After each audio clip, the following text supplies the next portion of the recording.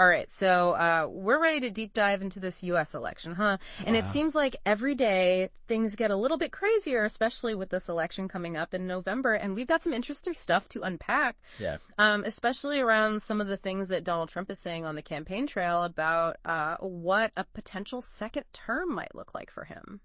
Yeah, it's really interesting how this election feels very, very different. And a lot of people are saying that it's not just about Republicans versus Democrats, but some more fundamental questions about what's going to happen with American democracy. Absolutely. And speaking of questionable decisions, right? Did you hear about this whole thing with Trump's speech in Detroit? Oh, yeah. This was incredible. Yeah. He goes off script and basically tells everyone in Detroit that their city's a disaster. Right. Not really the way to win over undecided voters. Well, and I mean, and you think about Detroit being in Michigan, which is a swing state in this election, and these are the voters that could go either way. And he's not even trying to appeal to them. Yeah. Well, I think that's what's so interesting is that, at least, some analysts are saying that his strategy really is less about persuasion at this point and more about turnout. Right. He's basically just trying to get his base as fired up as possible to show up. Right. So that she doesn't need to persuade anyone. He's just got to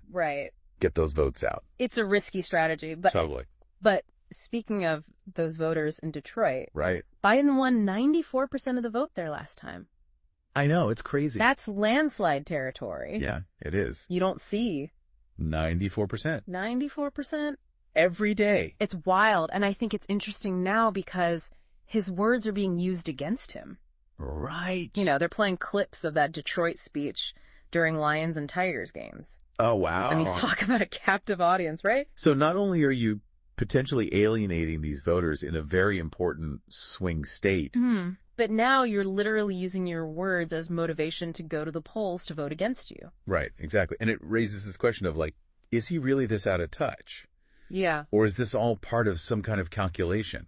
Yeah, what is he? I mean, he's made these geographical blunders before.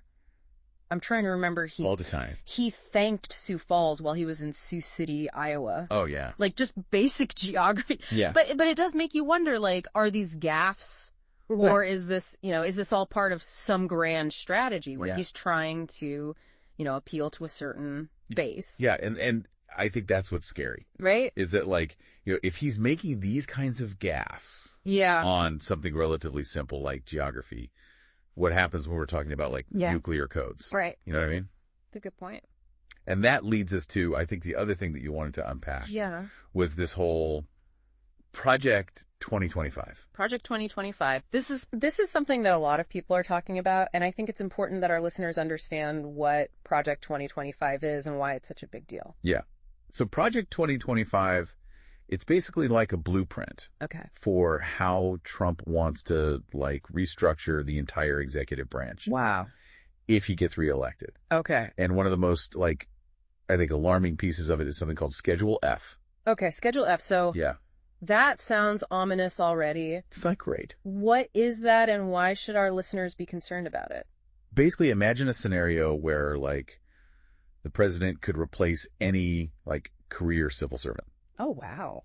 People that work at, the DOJ, the FBI, the IRS. Right, people that have been there a long time. Yeah, been there a long time. They're experts in their fields. Right. And they can be replaced with people whose, main qualification is loyalty to the president. Oh, my God. That's what Schedule F allows. So it's not about having experts in their fields running these really important departments. Right. It's about having people who are just going to, basically. Yes, yeah. And that's what's really scary. And if you think about it, in the context of what we were just talking about with the Detroit speech. Yeah. The source material actually draws a direct line from that gaffe to concerns about how Project 2025 could impact future elections. How? So remember all those claims about voter fraud in 2020? Right. Particularly in cities with large minority populations like Detroit, Philadelphia, Milwaukee. Right. It was everywhere. Everywhere. Yeah. Right? And despite tons of recounts, investigations, nothing like that was ever found. Right.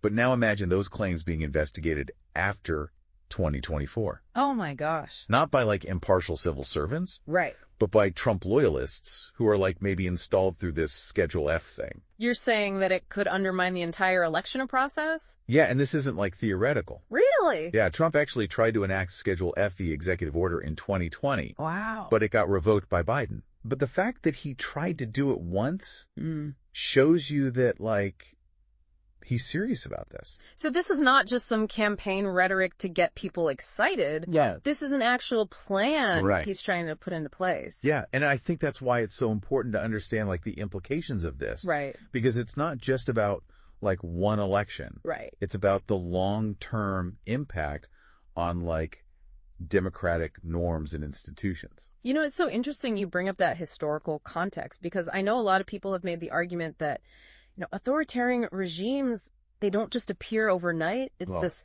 a slow erosion of these democratic norms. 100%. It's not always a coup. It's not always some violent overthrow. Right. It's this like slow chipping away at these institutions. At the edges. Yeah. Until they're so weak that they can't function anymore. And that's what people are worried about. Exactly. That's what they're seeing right now. Yeah.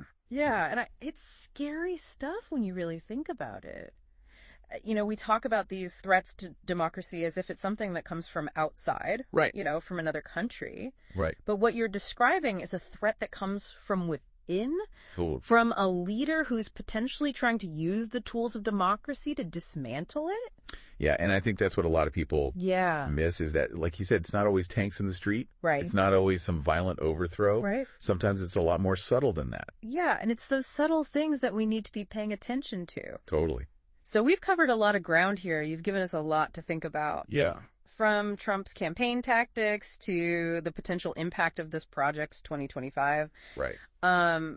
For listeners who are just tuning in, what do you think is the most important thing for them to take away from all of this? I think the biggest takeaway is just how important it is to be an informed citizen. Yes. You've heard about the gaffe in Detroit. You've heard about the potential consequences of Schedule F. Right. You've heard about the historical context, all of that. Right. Now it's on you to connect those dots for yourself. Yeah.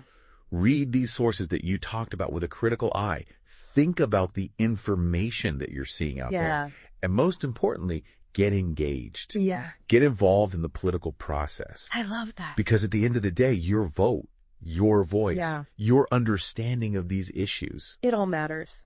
They really, really matter. So well said. You know, and on that note, I want to thank you so much for joining us for this deep dive. Yeah, this was fun. It's been really enlightening, and I think it's so important that we have these conversations. Absolutely. Especially in times like these where things feel so uncertain and the stakes feel so high. Yeah, 100%. So to our listeners out there, thank you for joining us, as always, and we encourage you to continue to think critically about these issues, to stay engaged in the political process, and to keep asking those tough questions. That's what this deep dive is all about. We'll see you next time.